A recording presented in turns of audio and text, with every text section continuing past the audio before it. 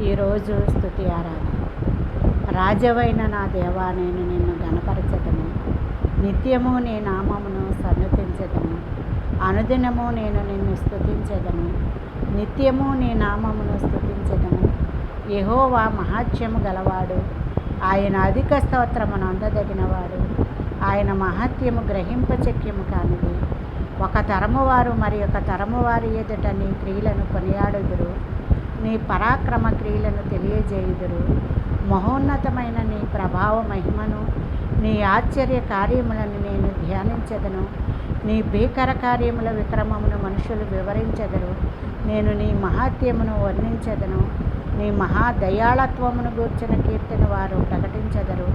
నీ నీతిని గూర్చి వారు గానము చేసెదరు. యెహోవా దయాదాక్షిణ్యములు గలవాడు, దీర్ఘశాంతుడు, కృపాతిశయము గలవాడు. యెహోవా అందరికీ ఉపకారి. ఆయన కనికరములు ఆయన సమస్త కార్యముల మీద ఉన్నవి. యెహోవా నీ క్రియలన్నీయు నీకు కృతజ్ఞతాస్తుతులు చెల్లించుచున్నవి. నీ భక్తులు నిన్ను సన్నుతించెదరుగాక.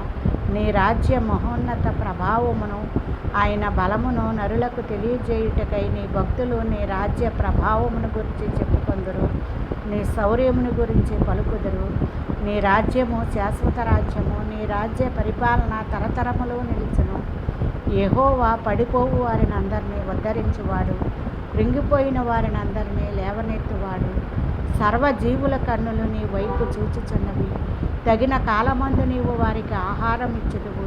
నీ గుప్పిల్ని విప్పి ప్రతి జీవి కోరికను నీవు తృప్తిపరచుచున్నావు. యెహోవా తన మార్గములన్నిటిలో నీతి గలవాడు.